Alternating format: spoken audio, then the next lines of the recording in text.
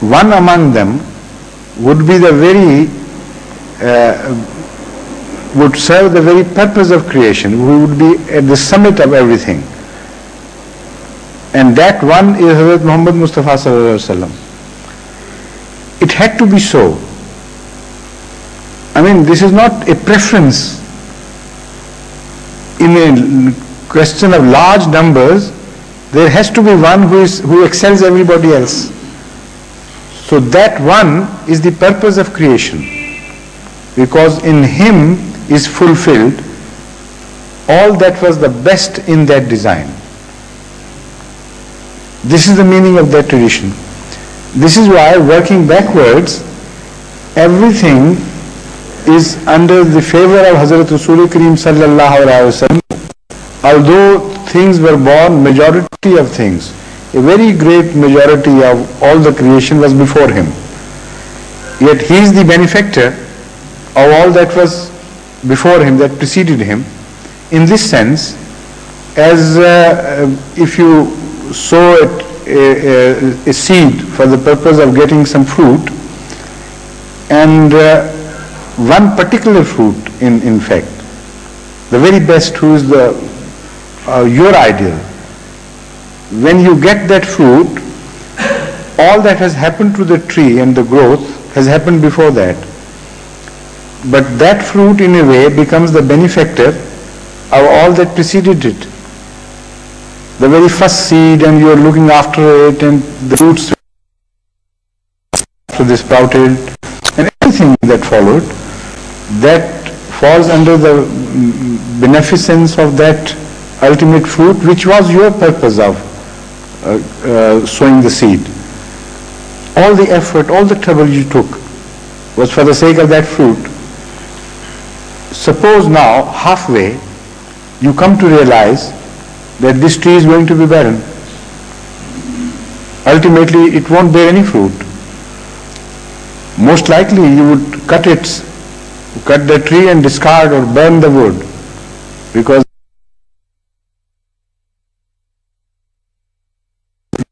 the tree spent without any purpose on that tree. So this is a way of looking at that tradition.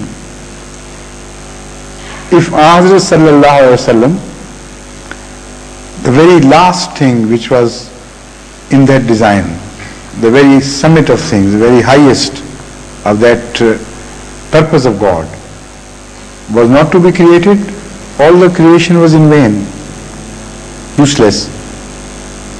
And man as such follows in the second place. The same thing could be applied to man in general. If creation of man was not in the blueprint of Allah's creation, then other animals would not have been created. And from higher to the lower animal, if you travel downwards and remove the upper half, or remaining upper, the same hadith would be applicable there and there and there, and so on and so forth. Yes, please. May I ask another question, a separate question? The word Noor has been used in the Holy Quran several times, yes, in connection with Allah. Does it really convey any physical meaning, or it conveys any other thing? No, yes, please. Again, I have discussed this question, though not in detail, but somewhat previously here. The marked distinction is made between the words Nar and Noor. Nar and Noor both are forms of energy, but they behave differently.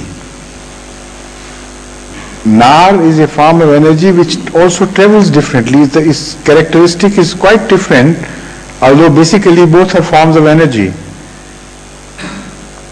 But as far as creation of life on earth is concerned, it owes much more to light than to fire.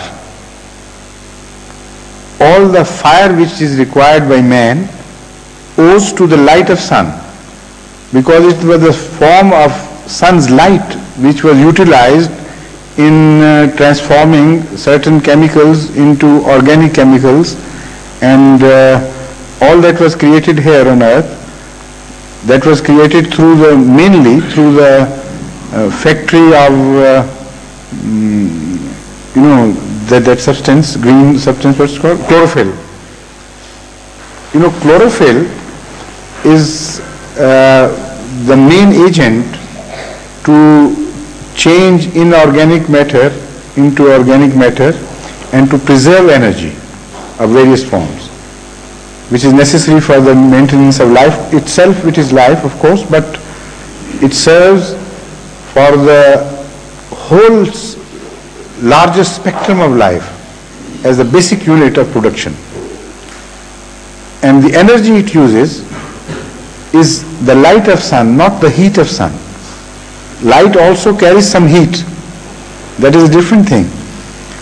But the main force responsible for the transformation of chemicals into organic chemicals and purposeful chemicals is done by light of sun. So, for the creation of life, light is essential. That is nur.